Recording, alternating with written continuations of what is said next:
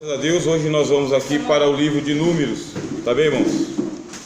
Esse livro eu estarei utilizando aqui rapidamente, tá bem? Não é que eu vou ler tudo, mas para esse estudo eu trouxe aqui a Enciclopédia de Bíblia, Teologia e Filosofia do Dr. Russell Norman Champlin, volume 4, tá bem? Trouxe aqui também o Dr. Samuel Schultz, que eu já citei e indiquei para os irmãos aqui, a história de Israel.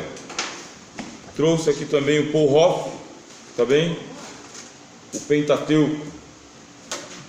Trouxe a nossa Bíblia João Ferreira de Almeida, revista e corrigida, e trouxe também a tradução ecumênica brasileira, para nos auxiliar aí a entender um pouco o livro de Números, tá bom?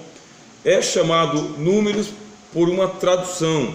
Quem fez a tradução foi o Jerônimo, tá bem?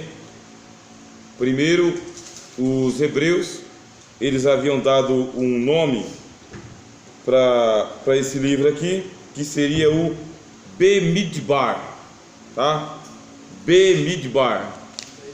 Tradução para o Bemidbar é no deserto. O que se pretende com o livro de Números?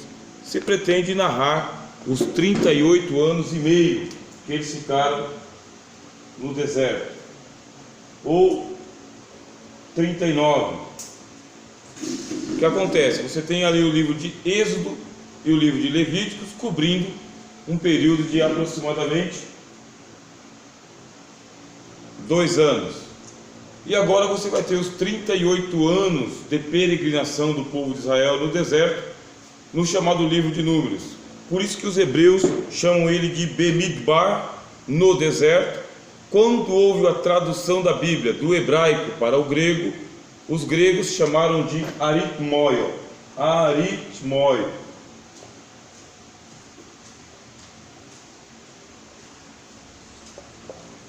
Que traduzido para o português é Números. Por que é chamado de livro de Números? Porque existem 2 recenseamentos neste livro. O que é um recenseamento? Recenseamento é a contagem do povo.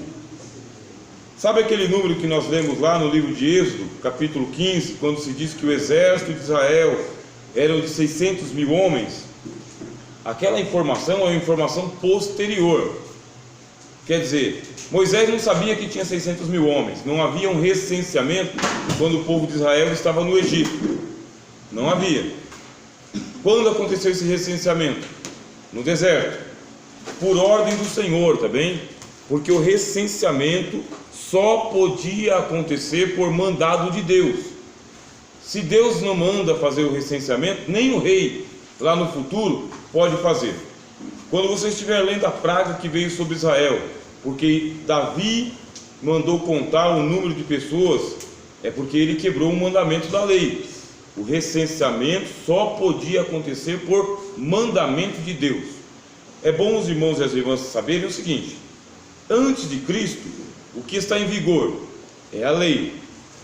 A lei que ela é representada pelos 613 mandamentos, que não são 613 mandamentos, são 10 mandamentos que se desmembram em 613, tá bom? Existem minúcias. Tudo que vem depois dos 10 mandamentos é um desenvolvimento dos 10 mandamentos. E os fariseus, os estudiosos, os escribas chegaram aos 613 mandamentos.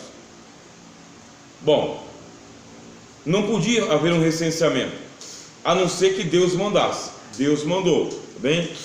Então, você começa aqui, ó, Números, capítulo de número 1, tá bem? Aqui a Bíblia de tradução ecumênica, ela traz para nós aqui, ó, organização do acampamento.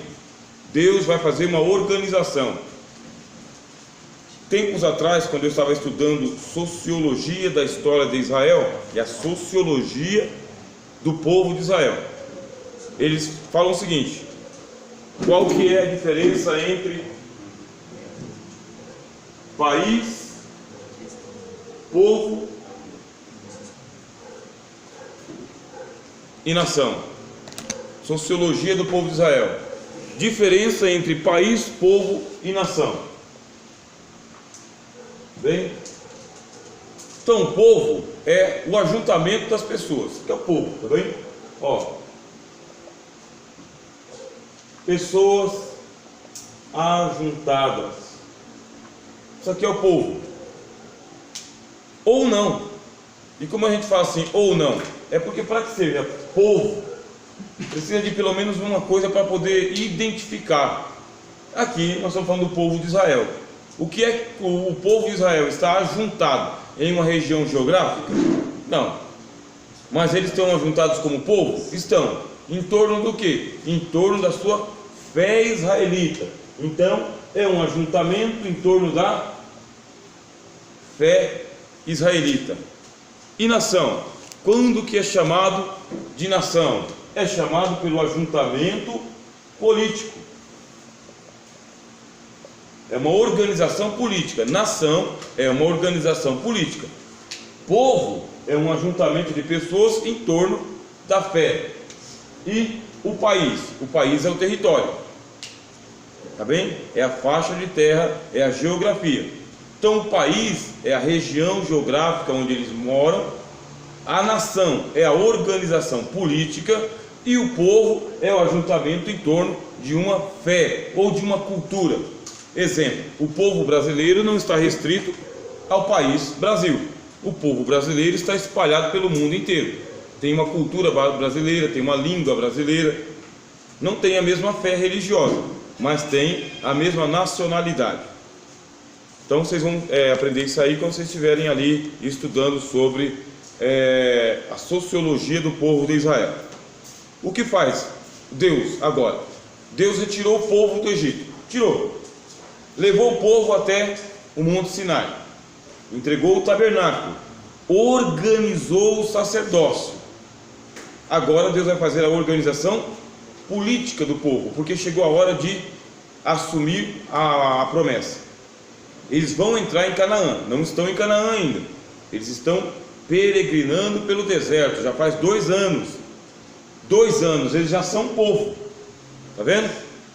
Só que eles não são um país e eles não são uma nação, mas já são um povo. Eles já têm uma fé, que é a fé monoteísta. Mas todo o acampamento tem uma fé monoteísta? Não. Os irmãos e as irmãs já sabem, eles estão saindo do Egito. Eles são politeístas, tá bem? Todo aquele ajuntamento de pessoas, eles ainda não estão unificados com o monoteísmo de Moisés. Onde que nasce o monoteísmo? Monte Sinai, Êxodo capítulo 20, é ali. Todo mundo sabia que Jeová era o único Deus? Não, foi uma surpresa, uma novidade, algo que eles não absorveram, eles não entenderam. Como assim Jeová é o único Deus? Porque a impressão que a gente tem é que quando está no livro de Êxodo, todo mundo já é monoteísta. Passou o Mar Vermelho e já se converteu a monoteísta. Alguns têm a impressão de que eles eram monoteístas lá dentro do Egito. Não é verdade.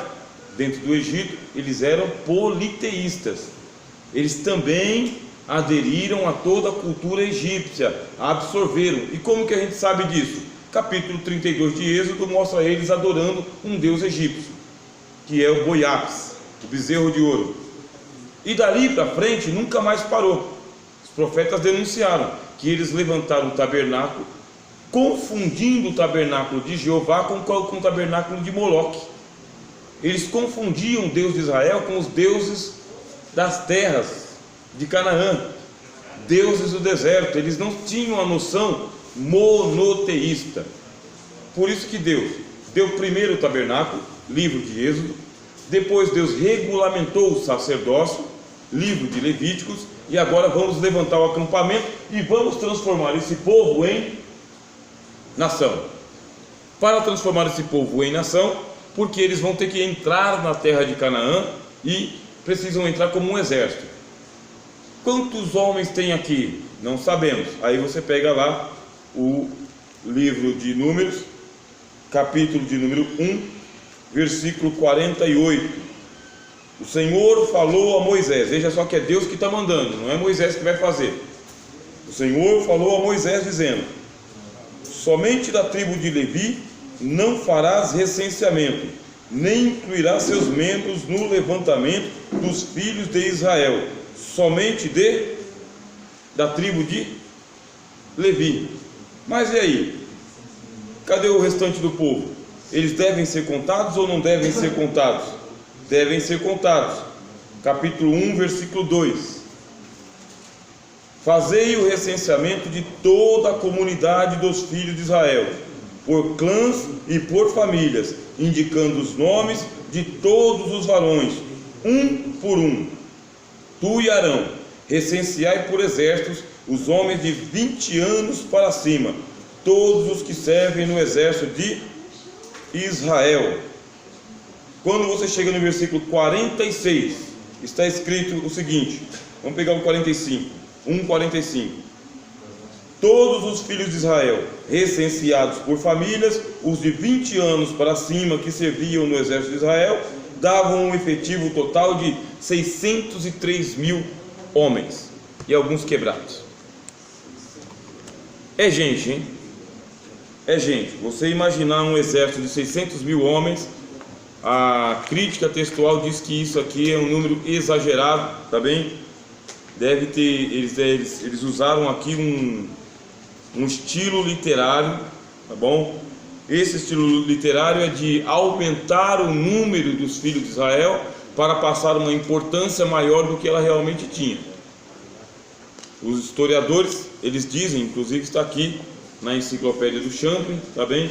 Os historiadores dizem o seguinte, que o número de pessoas que vivia em Canaã naquele tempo não ultrapassava 3 milhões de pessoas em Canaã. Se eles tivessem um exército de 600.000 homens, aí é crítica textual, tá bem? É o pessoal da crítica que está dizendo, não é a escritura, é o pessoal que critica a escritura. Se eles tivessem um exército de 600.000 homens, não tinham que temer, porque os maiores exércitos que existiam antigamente não passavam de 100.000 homens, no máximo. O Egito, 100.000 homens. As pequenas cidades-estados que tinha ali em Canaã eram cidades pequenas. Chegava a exército de 50.000 homens, 30.000 homens, 20.000 homens. Os maiores impérios, eles chegaram a 150.000 homens. Não tinha como Israel ter um exército de 600.000 e não invadir a terra de Canaã. Se tivesse um exército desse tamanho, ia colocar o Egito de joelhos sem precisar ninguém sair de lá. Quando eles entrassem em Canaã, ia colocar pavor em todos os cananeus, não importa que fosse gigante. Por maior que o cara fosse, ele não ia aguentar contra 50 homens. Ele ia tombar. Um tiro de flecha, uma lança qualquer, bom na pedra como eles eram, teriam invadido Canaã e não teria demorado 40 anos. Por isso que o pessoal da crítica textual fala, outra coisa, é impossível você ter um acampamento de 600.000 homens, 3 milhões de pessoas vivendo no deserto, sem água, sem mantimento, sem saneamento básico, impossível, naturalmente impossível, a menos que tenha acontecido um milagre em cima de milagre, milagre da nuvem, milagre da coluna de fogo, milagre da água, milagre das codornizes, milagre do maná, milagre da roupa que não se envelhece, milagre de eles não pegarem nenhum tipo de difteria, tuberculose. Por quê? Um acampamento com 3 milhões de pessoas não tem saneamento básico. Você come, você coloca para fora, não tem latrina, vem os bichos, vem mosca, vem rato, vem um monte de coisa e contamina o acampamento. A gente sabe que na Europa, por exemplo, que não tinha saneamento básico como tem hoje, rede de esgoto, 1/3 da Europa morreu por causa de pulga de rato. Tinha rato, tinha pulga, as pulgas picaram as pessoas e as pessoas morreram da peste negra. E uma contaminava a outra. Morreu um, mata dois. Morreu dois, mata quatro. Morreu quatro, mata 8. Isso aí na Idade Média. E um número menor de pessoas. Então como que 600.000 homens, quer dizer, totalizando mais de 3 milhões de pessoas, vai viver no deserto sem ter os recursos naturais, sem ter saneamento básico, sem ter uma tecelaria para poder fazer as suas roupas, sabe? Não pode plantar porque não tem aonde plantar, porque é tudo deserto. Não dá para criar um monte de gado por causa que não chove, não tem para onde levar, não tem pastagem. que dizem os críticos? Que isso aí é uma figura de linguagem, não é uma mentira, entendeu? A Bíblia não está pregando uma mentira, só que a Bíblia está usando um estilo literário que era utilizado antigamente para poder aumentar a importância de um relato e passar a impressão de que era mais poderoso do que era na verdade. Os reis faziam isso, tá? Reis da Babilônia, reis do Egito, contavam as histórias deles e aumentavam os números. Quando eles perdiam, eles nem contavam que eles tinham perdido, para ninguém ficar sabendo. Quando um rei assumia, ele apagava a história do outro rei, para dar a impressão que ele era maior. É um recurso que havia na antiguidade.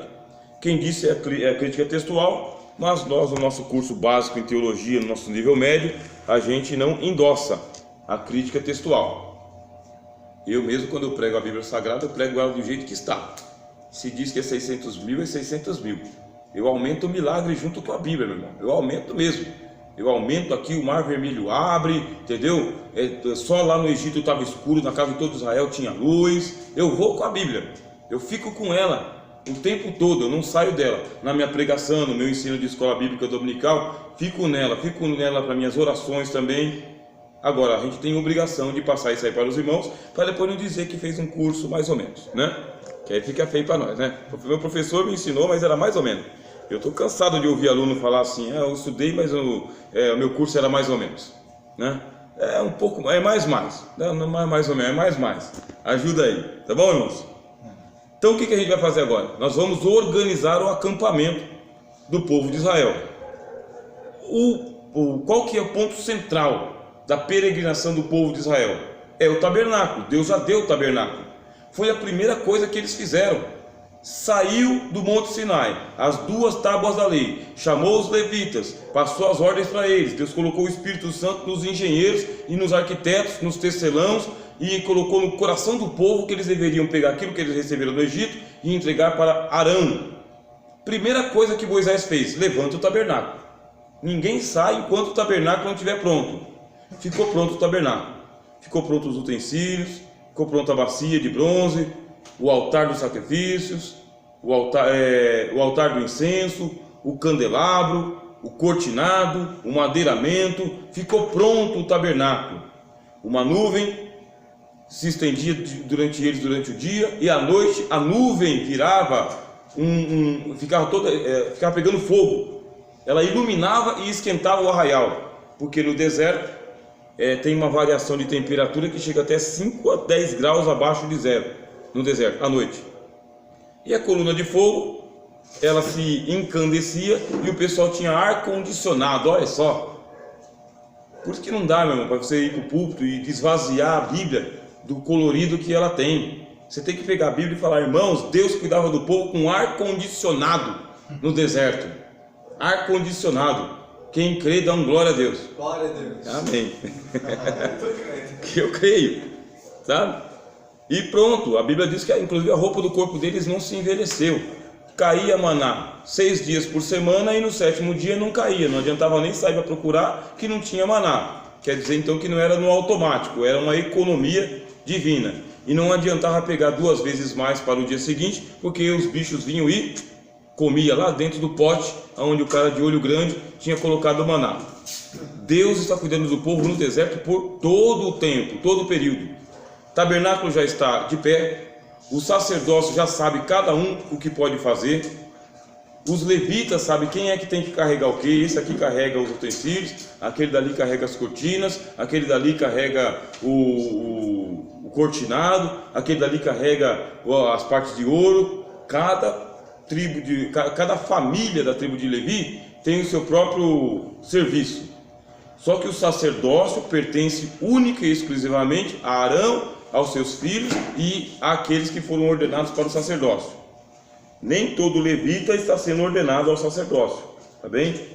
É isso que a gente pega aqui nesse monte de livro que eu passei esses dias estudando. O que falta agora? Falta organizar o povo como nação.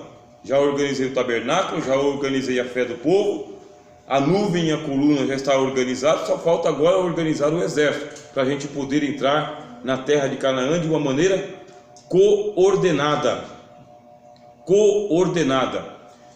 A centralidade da vida do povo de Deus é o tabernáculo. eles devem acampar em volta do tabernáculo. Se não for em volta do tabernáculo, não tem como. Por isso que Moisés vai dizer quem que vai ficar ao norte, quem vai ficar ao sul, quem fica ao oriente, quem fica ao ocidente, em volta do tabernáculo. Moisés vai fazer isso aí, por instrução do anjo da sarça, do anjo do Senhor, do próprio Senhor. Tá bom? Essa é a organização, é o que a gente tem no capítulo de número 2. E a surpresa é que tem um exército bom, hein? 603 mil homens. E os levitas? Os levitas não. Levita não vai para a guerra. Bom, levita não vai trabalhar. Levita trabalhar para si. O levita vai levar a vida para Deus. Aí Deus explica no livro de Números por quê. Capítulo 3, tá bem? Capítulo 3. Ele explica por que que os levitas não vão para a guerra e por que que os levitas não têm uma terra definida como as outras tribos. É porque eles estão sendo tomados no lugar dos primogênitos. Ao invés de toda a família pegar o primogênito e mandar para trabalhar no tabernáculo, que era o certo, nasceu o primogênito lá do professor Abraão. Ele é da tribo de Judá. O filho dele não pode ficar com ele. Tem que pegar o filho dele e mandar para o serviço do templo. Nasceu o meu primogênito. Nasceu, eu tenho que mandar para o templo. Eu só posso ficar com o segundo, terceiro filho depois. Aí Deus fala, não precisa. Não precisa. Abraão fica com o filho dele, o Milton fica com o filho dele, o Washington fica com o filho dele, tá bem? Eu fico com o meu, mas o Wender, não, ele é da tribo de Levi. Então é o seguinte, ele tem que servir o templo. Só não tem herança, vai viver dos dízimos e das ofertas. Sobre ele vai estar a lâmpada do Senhor, o óleo do Senhor. Ao invés de Deus pegar os primogênitos das 12 tribos, pegou só a tribo de Levi no lugar dos primogênitos. Deus é justo. Começa a ser mostrado aqui que Deus tem uma balança, e na balança de Deus é justo ele pegar 1 por 12. 1 representar os 12. Não precisa pegar os 12. Aqui a gente tem um princípio da representação sacerdotal. A representação, ou das lideranças, tá? Que a gente chama de hierarquia. É isso, é o princípio da hierarquia, é o princípio da representação. O líder é aquele que aguenta a bucha, é o que carrega a bronca, é o que responde pelo povo. Não precisa todo mundo se apresentar diante de Deus, não precisa. Você tem alguém que tem um livro na mão. Quem é? Ele só vive para isso. O sacerdote só vive para isso, para pegar o livro, ler, estudar, ensinar. Ler, estudar, ensinar, orar, sacrificar. Só para isso. Não é para ele estar lá no plantio, não é para ele estar lá no pasto com gado, não é para ele estar lá no comércio, é para ele estar lendo a lei do Senhor de dia e de noite, próximo dos filhos de Israel e ensinando a palavra do Senhor. Então Deus está organizando o povo como nação.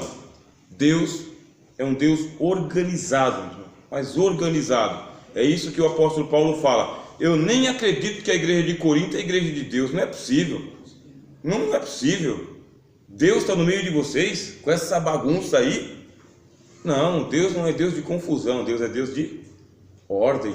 Fazei tudo com ordem e decência, como nos manda o bom costume. Paulo nem acreditou que tem que ensinar o beabá da organização da casa de Deus, mas tem que ensinar. Eu lembro do tempo que eu estava trabalhando na indústria privada, né? Na empresa privada. Aí eu ia participar dos treinamentos de liderança. Aí no treinamento de liderança eles diziam o seguinte, olha, cuidado com o óbvio. Porque o óbvio que é óbvio para você não é óbvio para o seu liderado. Por isso, explica simples. E ensina ele a fazer simples. Não imagina que pelo fato de você ter entendido, todo mundo entendeu. Faça simples, ensine simples e organiza do simples para o complicado. Cuidado com o óbvio, porque o óbvio não é tão óbvio assim. Deus é um Deus de organização, por isso que ele pega o beabá, meu irmão. O beabá.